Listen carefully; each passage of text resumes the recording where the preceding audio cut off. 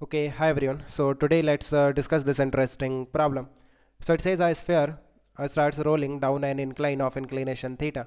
Find the speed of its center when it has covered a distance L. Okay. So इस तरह से हमारे पास एक inclined surface है, angle of inclination is given theta. And यहाँ पे एक solid sphere, if nothing is mentioned, you have to take solid sphere. Hollow sphere के लिए mention होगा, right? एंड इनिशियली हम इसे रेस्ट से स्टार्ट करते हैं एंड ये रोल करता हुआ एल डिस्टेंस ट्रेवल करेगा something like this along the inclined surface. So इस टाइम पे we have to find out the speed of the centre. So किस तरह से कर सकते हैं, अब देखो इसके लिए हमारे पास दो मेथड है, let's say method 1 and method 2. So method 1 is conservation of mechanical energy.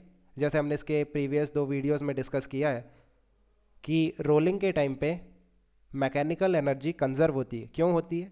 Because जो पॉइंट ऑफ कांटेक्ट है ना वो रेस्ट में होता है with respect to the surface. So जो फ्रिक्शन लगेगा that will be static friction. Slipping नहीं होगा between the two surfaces. Means यहाँ पे देखो surface and point of contact के बीच में स्लिपिंग नहीं होगा. इट मीन्स हीट प्रोड्यूस नहीं होगी. It means loss of energy नहीं होगा. सो मैकेनिकल एनर्जी कंजर्व होगा. It means delta U plus delta K that is equal to zero. It means potential energy और काइनेटिक एनर्जी आपस में ही convert होंगी. यहाँ पे क्या होगा कि पोटेंशियल एनर्जी कन्वर्ट होगी to the kinetic energy. It means decrease in potential energy. कितना डिक्रीज होगा पोटेंशियल एनर्जी में? हाइट कितना डिक्रीज हुआ सेंटर का? ये एल है और ये एंगल थीटा है. So L sine theta. So decrease in potential energy M into G into जितना हाइट डिक्रीज हुआ that is L sine theta.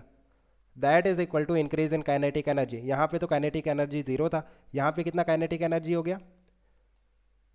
देखो रोलिंग के टाइम पे काइनेटिक एनर्जी कैसे लिखते हैं? एक तो ट्रांसलेशन के कारण half of M into velocity of centre of mass का स्क्वायर प्लस जो रोटेशन हो रहा है अबाउट सेंटर ऑफ मास उसके कारण half of I about centre of mass into omega square.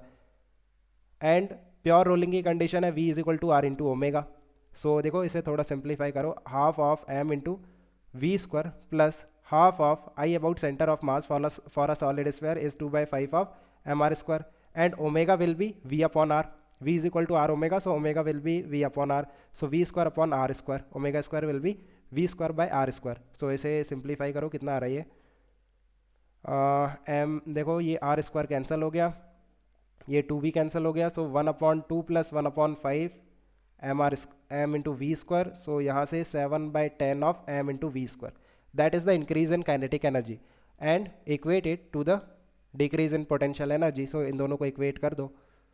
So check करो कितना आ रहा है. यहाँ से एम कैंसिल हो जा रहा है एंड वी का वैल्यू हमें फाइंड आउट करना है. That is 10 g l sine theta divided by 7 it's root. Right. Method 2 की बात करते हैं. वहाँ पे क्या है कि हमें काइनेमेटिक्स का यूज़ करना पड़ेगा. देखो जैसे कोई भी एक स्फेरिकल या फिर सर्कुलर बॉडी जब किसी इंक्लाइन सरफेस पे प्योर रोलिंग करती है then what is the acceleration of centre of mass? Acceleration of centre of mass will be g sine theta divided by 1 plus I about centre of mass by M R square.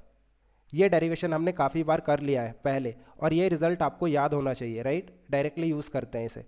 सो देखो G sine theta divided by 1 plus I about centre of mass for solid sphere that will be 2/5 of M R square divided by M R square. So check करो कितना आ रही है?